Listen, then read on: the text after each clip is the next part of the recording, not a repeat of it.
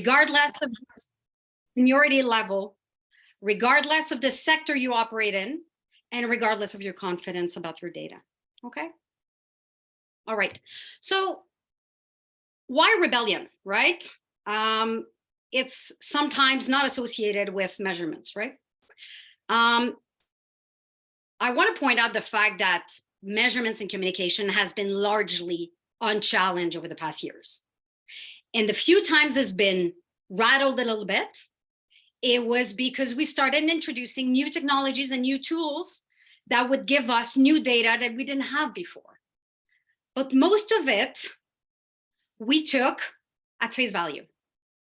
And we continued using the metrics that we were comfortable with, or the metrics we had already, instead of thinking long and hard about the metrics that we really needed to showcase the depth of our work. Okay? And you'll see that the context has changed so much in recent years that it warrants that we revisit those metrics and that we make sure that we're looking at everything with clear eyes and that we have a little bit of a rebellious streak about how we challenge ourselves. Because what's in question and what's at stake at the end of the day is our collective abilities as professionals to set the ground on what we want to be measured on. Okay? So it's quite an important discussion. Let's get started. So over the years, you've probably been exposed to the benefits of measuring. So whether it is to validate efforts to make sure you're headed in the right direction for yourself or your team, it could also help plan for the future, because what it does is that it provides alignment as to where the team is steered, right? And where everybody should be going.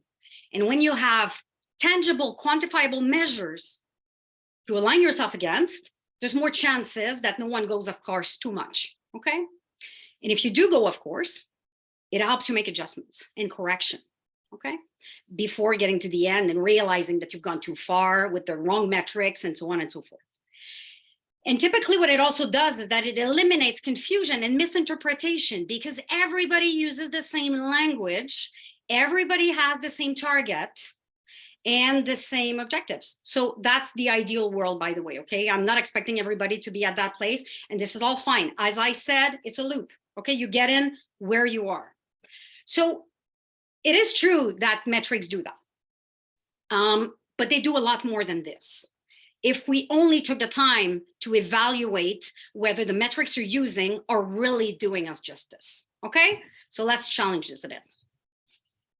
Okay, so Barcelona Principle, the globally known reference in communication measurement, issued its 3.0 version in 2020.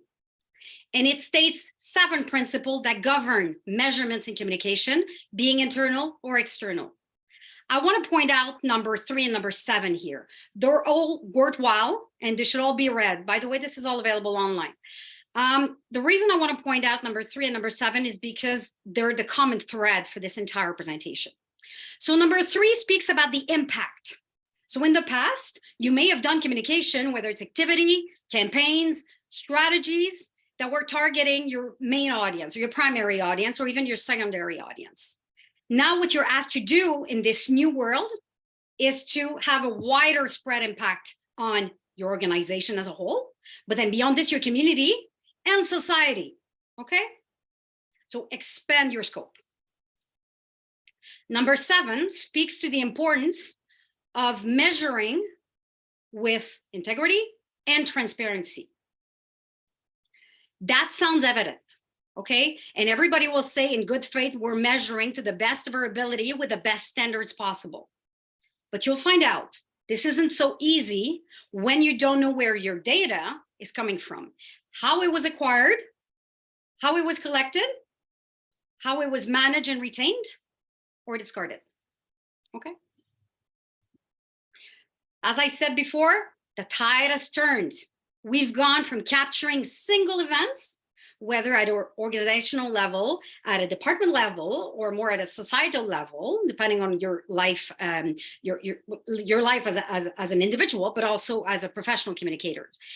And we've gone to a new era where we're focusing on the human experience. You've probably heard about the notion of tribalism. So people gather around ideas, beliefs that they have, and they defend their views, they defend their ideas, they come up to go against some decisions that were made. We've seen tremendous power in these human-centric movements, in these tribes that were created, that transcend communities, that transcends organization, and that most often transcend countries, right? Me Too, Roe versus Wade, Black Lives Matters, the war in Ukraine, even the pandemic and the measures that were taken. These are all examples of a shift that had occurred in how people are expecting communications to be delivered to them. But if communications change, so does measurement. How do we ensure that our measurement capture that human experience and reflect on its diversity, on its inclusion, on its equality, and its on representation? Okay. Any of you been to a carnival ever? If you have, you may have seen those house of mirrors, right? That Chantal was referring to earlier. So these are the mazes that are made of mirror, wall-to-wall mirroring that you have to walk through to make your way out. So normally, to get out of these spaces that are typically a bit dark with distorted mirrors and a bit deceiving, you're looking for built-in space that don't reflect anything, and that's your way out. But in the process of doing this, you may find yourself stopping at a moment, looking at yourself in a mirror, and then getting lost in that gaze and forgetting all about why you came for. That's vanity. Turns out that vanity has got a stranglehold on metrics. It's called vanity metrics. So just a little quiz here. There's no right or wrong. There's one better answer. So if any of you want to try their luck at answering this, what is a vanity metric? A, B, C, or D? I'll give you a second.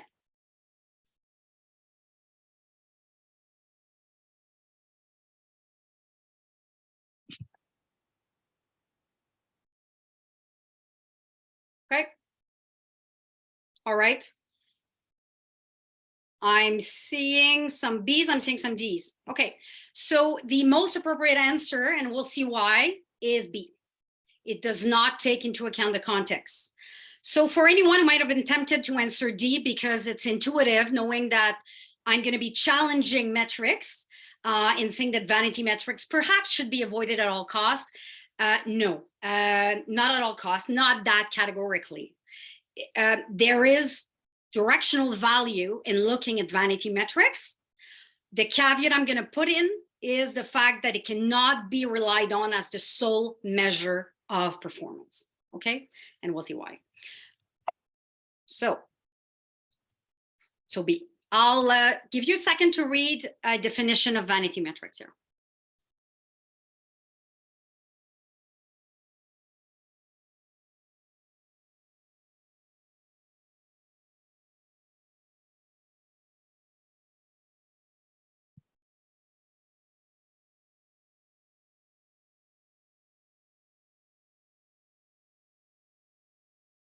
If any one of you is interested in knowing more about vanity metrics, there's ample literature on that online, as well as its application to various fields, right? Whether it's internal, external, marketing, PR, and whatnot. So if you want to take away a few things from this slide that are going to come back to you in this presentation, there's three things. The notion that it appears impressive is an important one. The fact that it can be easily manipulated, and the fact that it's not meaningful. Okay, so it appears impressive, can be manipulated, and it's not meaningful. And we'll see why in a second. It's not a hallmark of metrics for one reason. It causes hubris. How does it cause hubris? The human nature would have it that if, for example, you believe you're doing a great job with your traffic on your website and that you have great engagement, okay? As an example here, there's quite a few others. there's a good chance you're going to be measuring traffic on your website because you know you're good at. So you will try to demonstrate how good you are with your website by showing traffic. All right.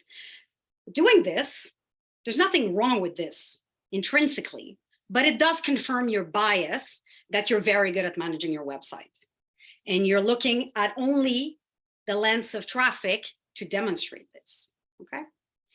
Problem is that creates a blind spot for anything on your website that might not be running so smoothly, whether it's bounce rate, whether it's conversion. So there's a few things that you're probably leaving aside, either for lack of data or for some reasons that I would strongly encourage you to challenge yourself on. Okay. If it does this as an individual level, it also does this at a company level. So your senior management may be touting itself in saying that engagement within the company is very good. Okay, so they're going to ask you to provide data on employee engagement, which you will. And it's likely to be okay or good. And you're going to try to provide data that's flattering somewhat, right? Problem is, it protects how a company sees itself, and it doesn't help it see beyond the images as of itself. Okay. And worse than worse, it actually grows bigger over time. So it appears impressive. But the problem is, in measurements, as with life, nothing grows bigger and bigger infinitely. If you want to see trends, if you want to see patterns, you need to see data and numbers that fluctuate, right? Otherwise, you don't have a story. Okay. And if you don't have a story, but you can't adjust, you can get better at it. So if you're so hung up on the numbers because you've decided that these were the numbers you were going to track, well, chances are you're not focused on the value you're delivering to your customer because you're looking at numbers only. Okay. And if you're not meeting those numbers, there's a good chance you're going to blame people for not meeting them instead of looking at problems with your processes, problems with your data collection, problems in how your strategies are rolled out, problems in how you define success. So there's a number of ways you can look at a problem, but it's a lot easier to actually blame people for not meeting numbers. But that's only half of the story. What makes these vanity metrics so hard to avoid, and I'm the first one to say, is the fact that they're quite pervasive. You find them in pretty much every productivity tools on the market. And as human nature would again have it, you're thinking, I don't have a lot of time.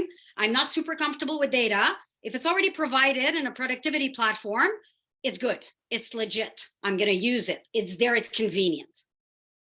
Guess what? Measurement is not always convenient. Okay.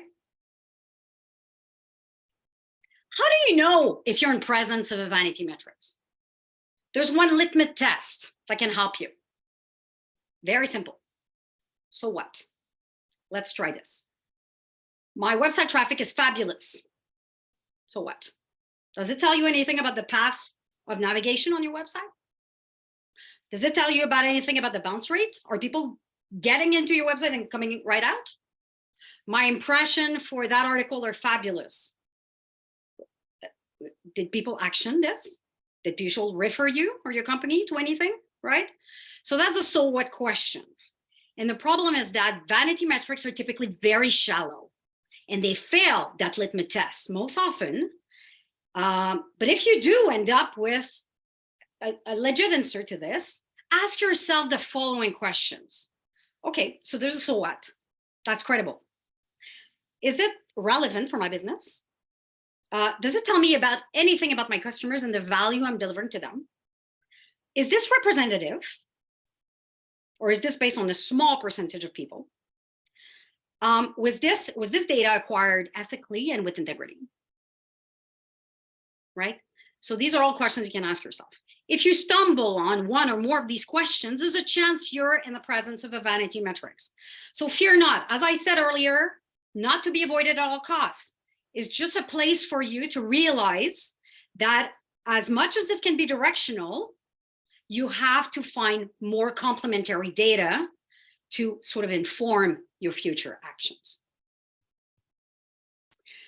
So before moving on context, since vanity metrics are known not to take into account the context, I want to share a personal story with you. So at the height of the pandemic lockdown, my 4-year-old son came to me one day and he said, Mom, I'd like to see aliens. I'd like to see aliens on YouTube. And I'm like, it doesn't really work that way. Nah, no, but I can draw something for you. I draw horribly, by the way, but I said, that's probably as good as it's going to get. This question came out of nowhere, by the way. So I'm like, okay. And then he accepts this. So I draw this little miserable green man, not knowing what else to draw. And then he says, okay, I accept this. Okay. So he says, do they move around? Do they travel? So I'm like, as if I was an expert. Yeah, sure. Spaceships. They use spaceships to travel. He's like, okay, cool. He accepts this as an answer. Woo!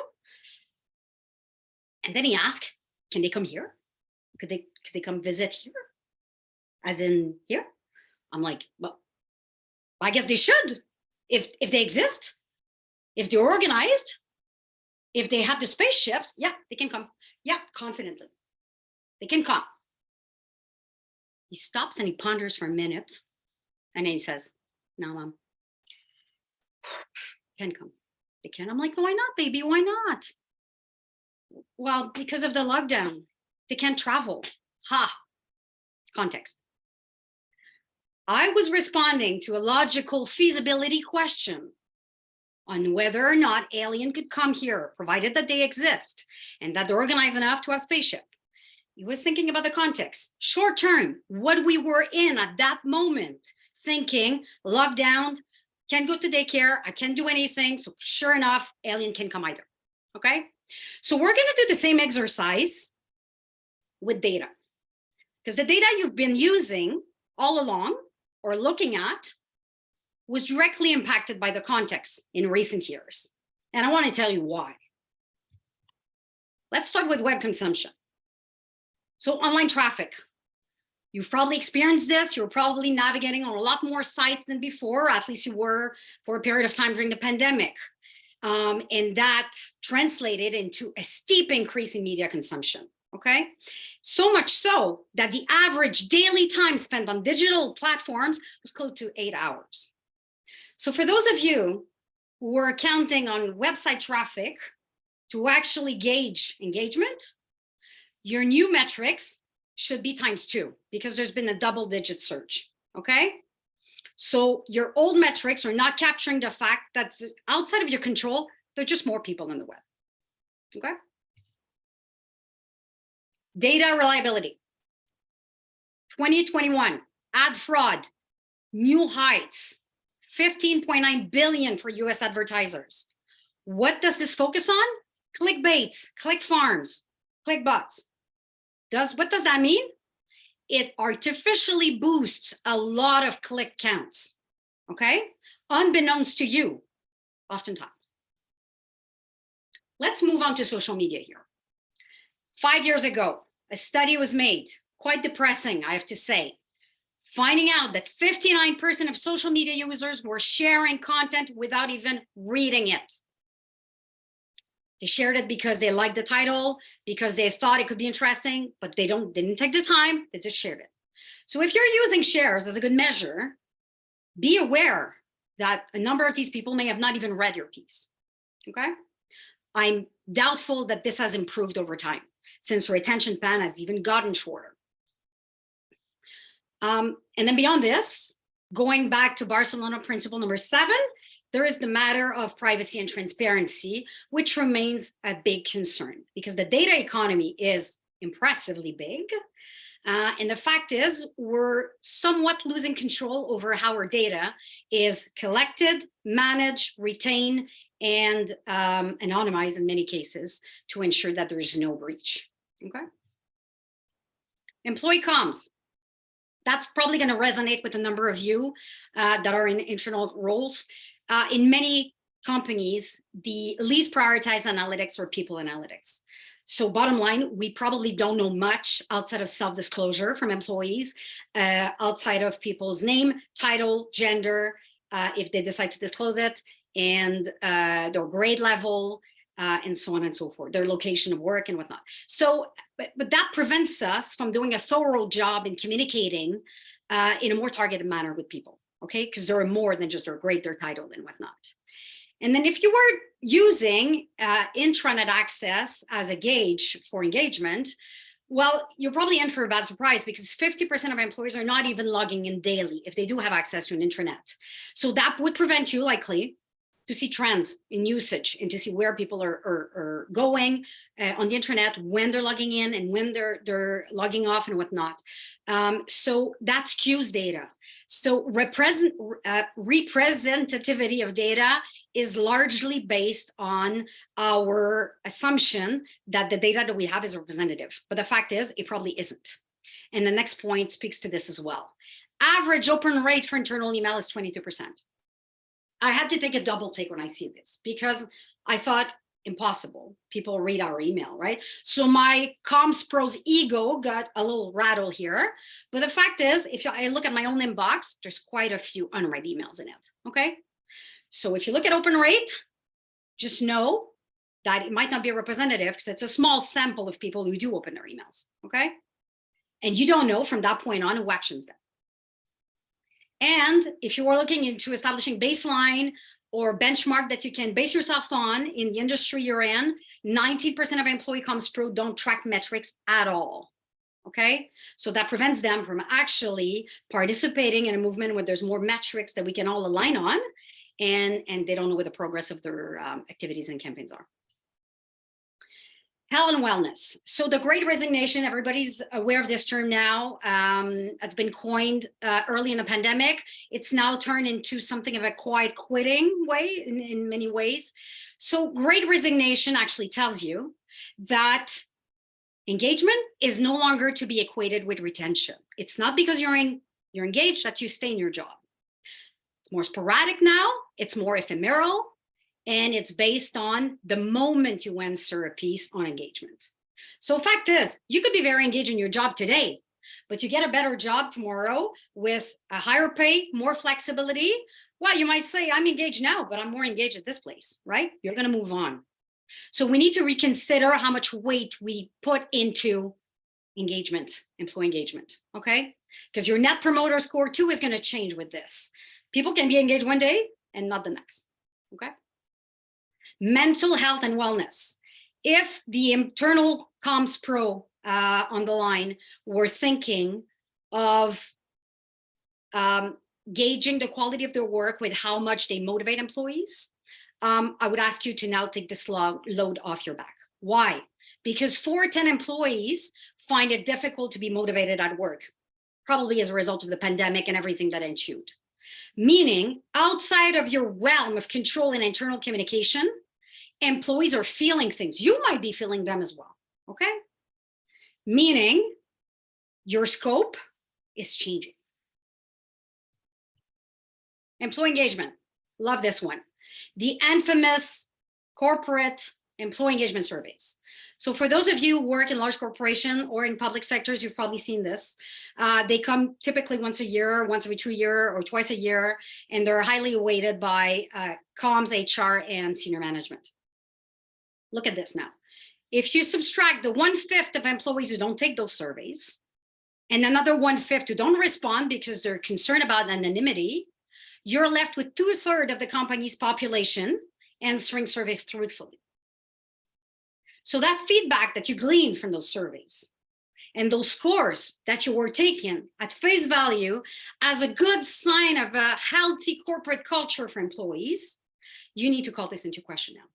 Okay, and more down than ever, because engagement, as we know, is fleeting, essentially. Okay, and by the way, as depressing as this may sound, on paper, the 2/3 or answering truthfully is an estimation. We don't know, and it's a good thing we don't know. Could be worse than this. I'm going to stop here for a second just to see whether there's any questions. We've gone through the most dry part of the presentation, so any feedback in the moment, any stats that resonated more with you, I'd be very curious to get some feedback or hear something.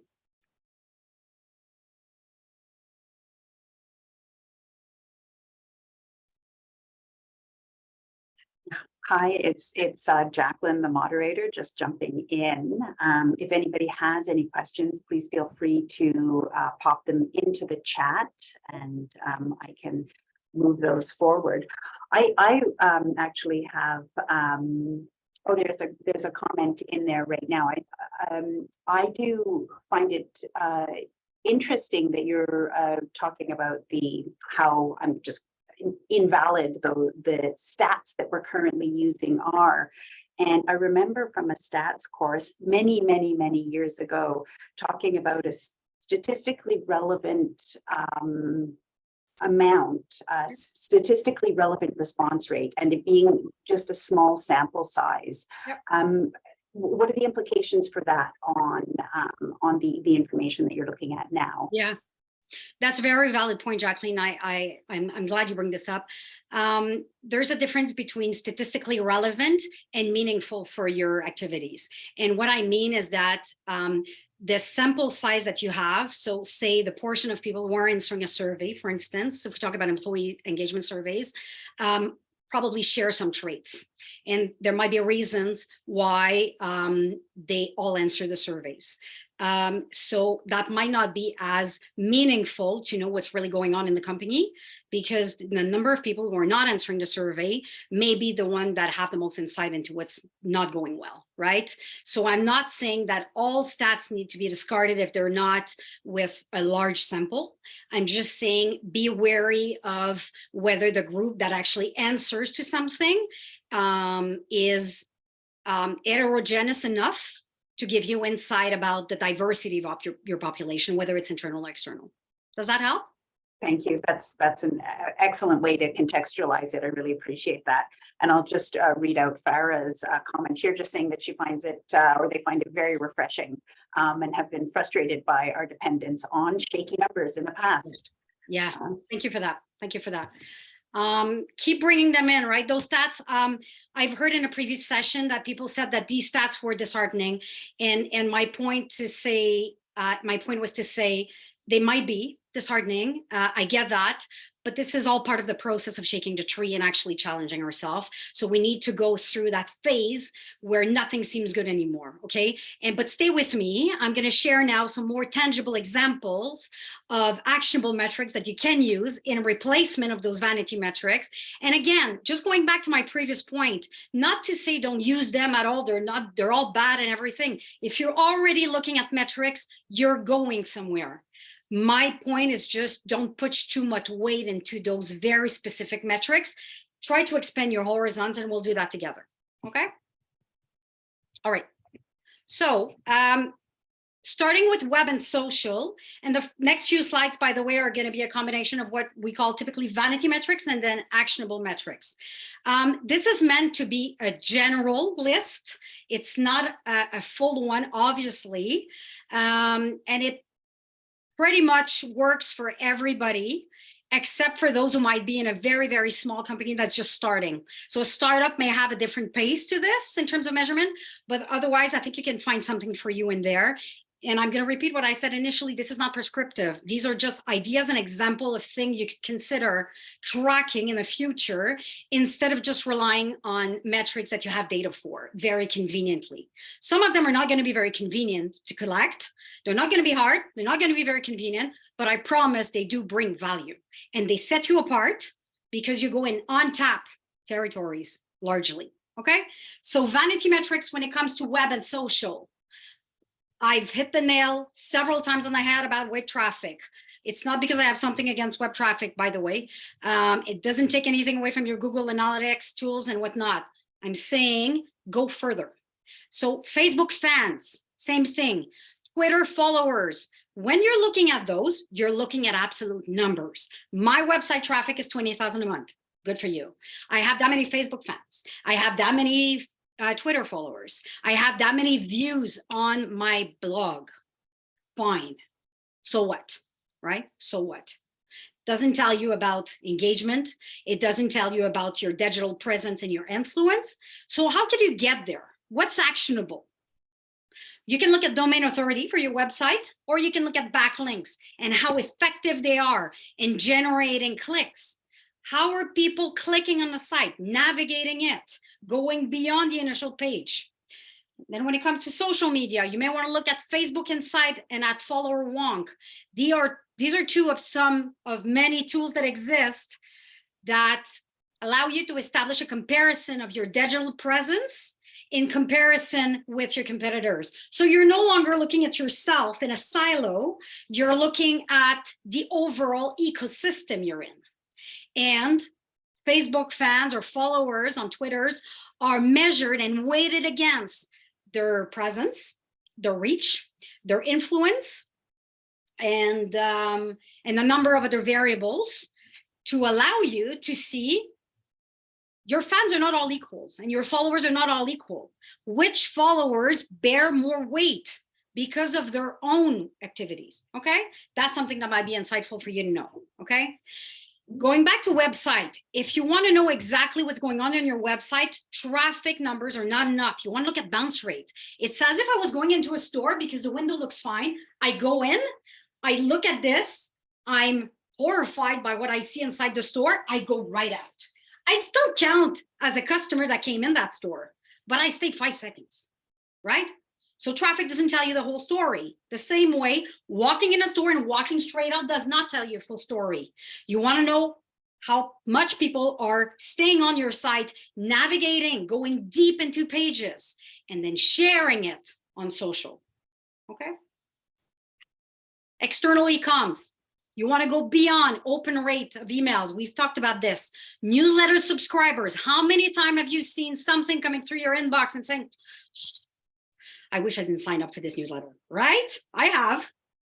So it doesn't warrant any sort of response. It doesn't tell you that anyone is interested in your content. Taken in separation. Conversion number. Okay, you're converting people, but numbers. How many people are you converting?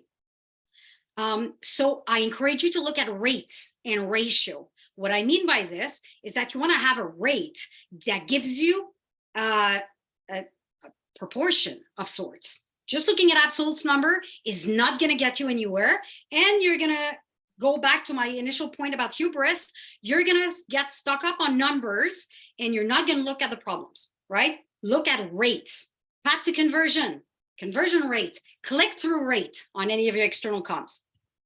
Internal, number of engagement on your internal social media platforms, if you have any. Intranet might be a good place. You're probably looking at views. You're probably looking at click opens. Go beyond this, okay? So before going into the actionable items for this, I'm just gonna put one caveat.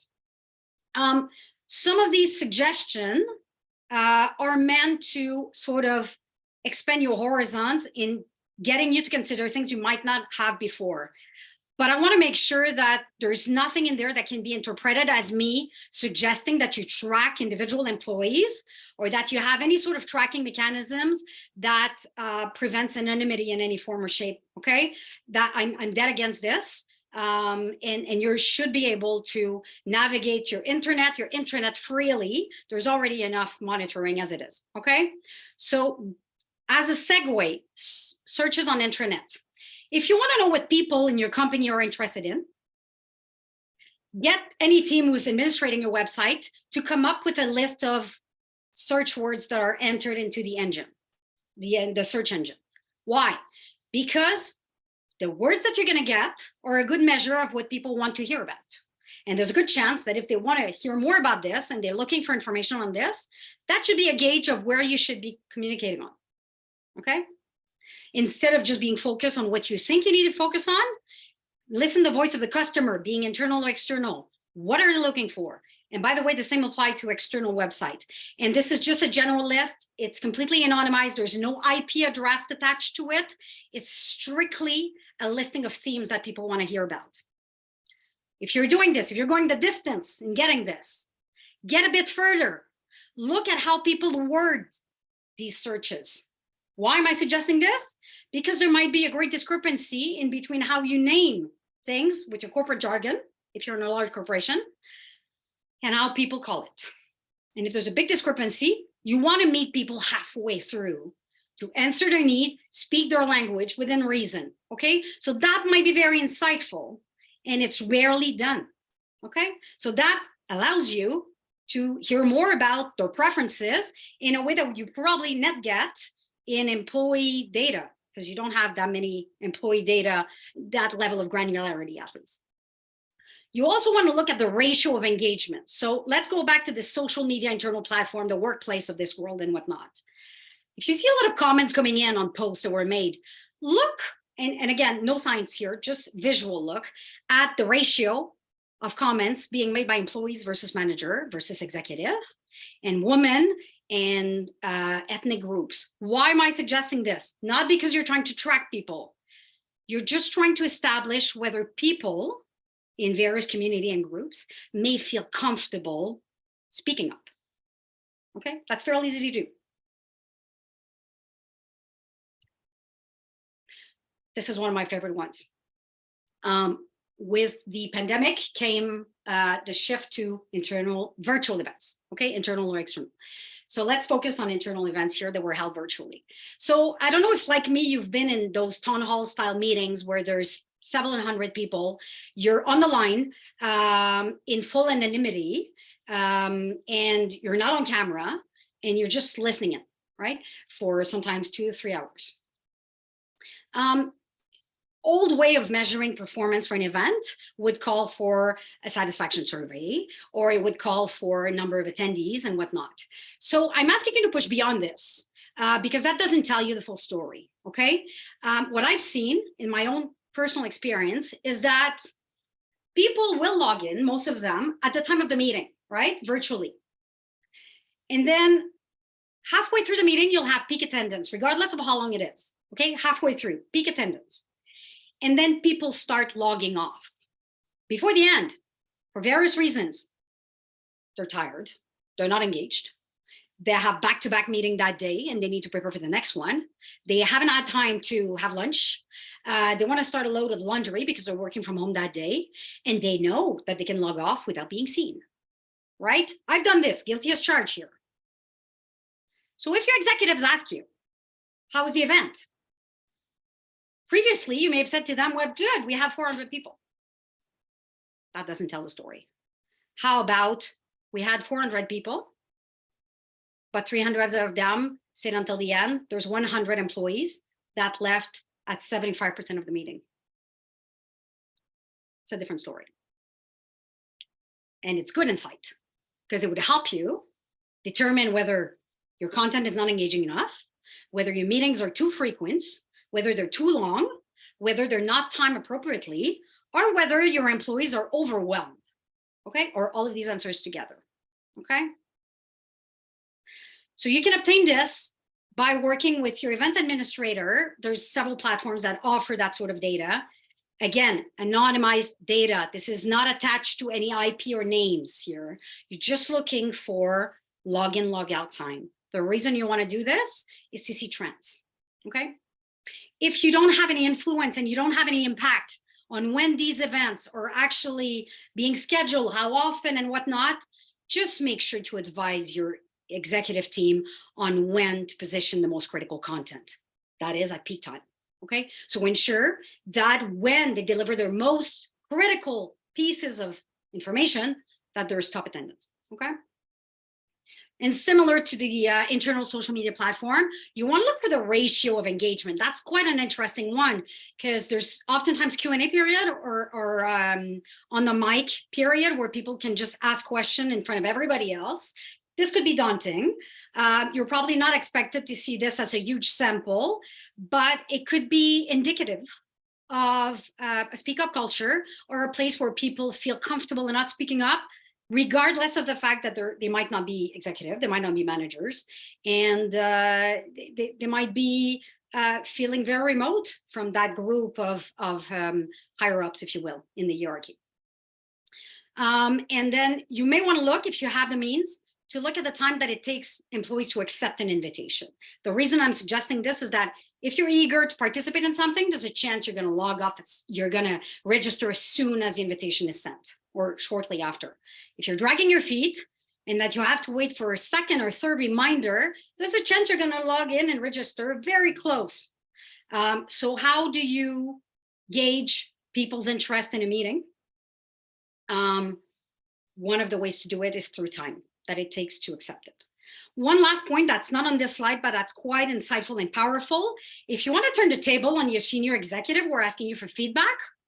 You can look at the ratio of questions that were answered, questions asked during the Q&A or in an open mic kind of period. What's the percentage of questions that were answered by senior executives, right? And the reason I'm suggesting you do this is because instead of gauging your performance as a communicator, you're actually telling your senior executive as a coach how they should be managing their time better, or how they should be preparing in advance for questions that are likely coming in, so that there's more time to answer more questions than less. Okay, I've done this in the past, and it was very successful, and it was a credibility booster. Okay. Okay, employee engagement, we've discussed this. I'm not going to go back to the stats. We know what they are. What I'm suggesting you do, because you're limited in what is it you can do about those anonymous comments, is to rather look at the proportion of employees who are not responding. Because that gives you an hint on overwhelmed employees, disengage, employees who are quietly quitting, employees who don't have faith in the organization doing anything about those survey results, right? And employees who are probably at a risk of flight, okay? You want to have these stats in mind so that you're not surprised. If you see a drop in participation in those surveys, it could be indicative of something that's worth looking into with HR, okay? And by the same token, you may ask yourself the question, are we surveying them too much? Different ways. Has there been any progress on measures that we're taking as a result of former surveys? So, you know, you want to look into how credible the surveys to employees, okay? And again, time required to complete the survey, not in one sitting, but just, do people wait for the third or fourth reminder from their boss to fill out the survey? Or do they fill out the survey quickly because they say, I have something to say, I want to do it now, okay? Last but not least, if you have a mean of doing a very rudimentary type of survey that's purely and completely anonymous, that is not online, and I'm going to go back to basics here, but just like a box where people can drop in comments. The intent here is not to bring back like the minimalist look. It's just to say, do you see a discrepancy in the tone of comments that are made in the box that is completely anonymous and those that are made in online surveys? If you do see a discrepancy, it might indicate that people don't feel comfortable speaking up, or that they don't trust that their feedback will be used constructively and not used to retaliate against them. Okay, and that's a major point, because we're all hoping for trust. And that's a great indicator of trust. So where are we at after having said all this? So it's hard to sum it up, right? Because there's a lot of content. There's 5 key points I want to draw your attention on. The first one, which Chantal mentioned in the intro, is the need to define what is it we want to measure and close the data gap.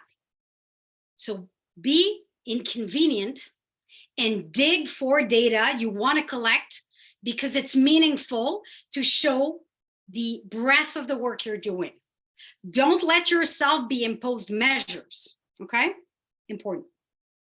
And in doing so, you might find that it's helpful to actually collaborate with people. No man is an island. Find allies in IT, in business analytics if you have such a group, president's office, which typically asks for a lot of data, HR, marketing, sales. All of these groups have their data. They typically don't think of involving communication, especially in large corporations, because they work in silo and they see this as their own performance sort of stream. You want to break the silos and you want to go in, befriend them and say, I think that there's a shared benefit here in exchanging data. I may have something interesting for you. Because remember, as communicators, whether internal or external, you have a granularity of data that no one else has in the company. You have your finger on the pulse, okay? Use this wisely. That said, it may require you to just up your game with data literacy. And fear not, I'm not talking about being an advanced Excel specialist and going into pivot tables or even mastering some of the visualization tools, but it might require you to be a bit more comfortable using data and then telling a story. And that's what you're good at as a communicator, telling a story. How do you actually combine your knowledge of data, regardless of what stage it's at, with storytelling for big impact? Okay.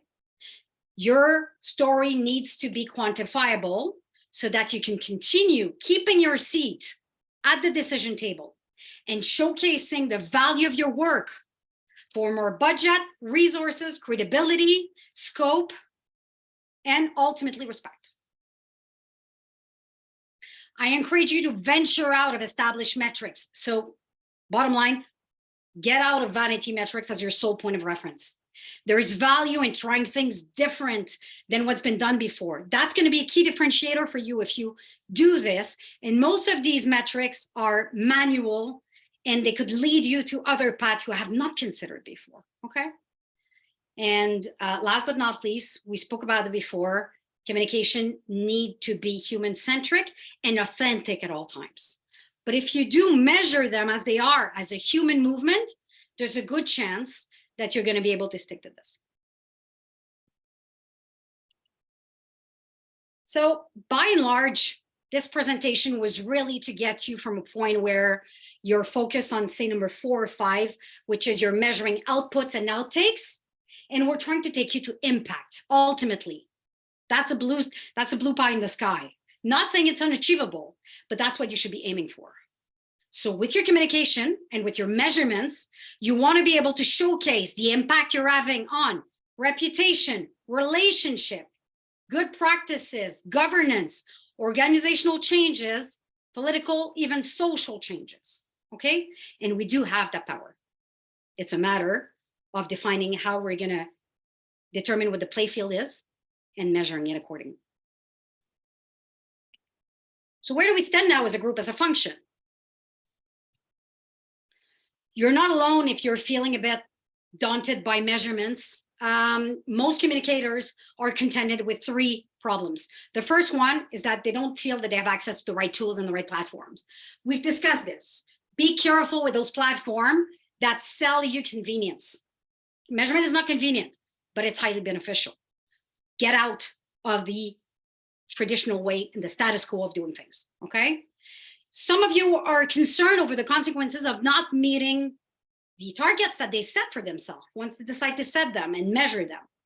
So personally, I get that and I agree, and I've been there, but I would be more concerned about having metrics imposed to me and me having to catch up to them than me setting my own course, okay?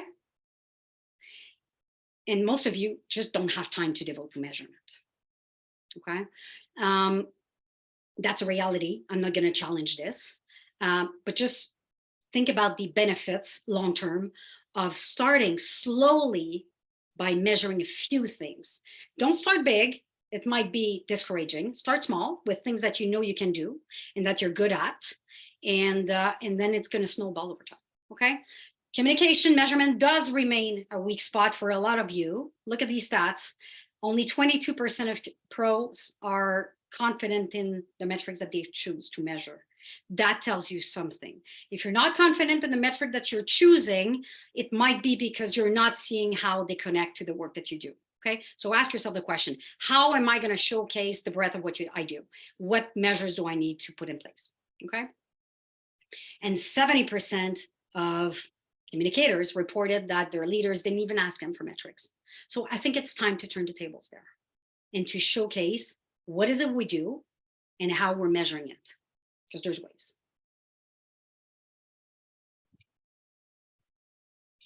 If this talk sparks something, if you want to get in touch with me, if you want to continue the discussion, drop me an email, connect on LinkedIn. I'm very passionate about this topic as it shows. So I'd be very happy to connect with you. And I'll be happy to answer any questions should there be any. Thank you. Thank you. That was very, very interesting. It's Jacqueline Janelle here again, and some questions have come into the chat. We've got 3 minutes before 1 o'clock. Yep. I have 4 questions, so I'll just start and see Yep. how much we get through. Okay. So question 1 came in from Sarah.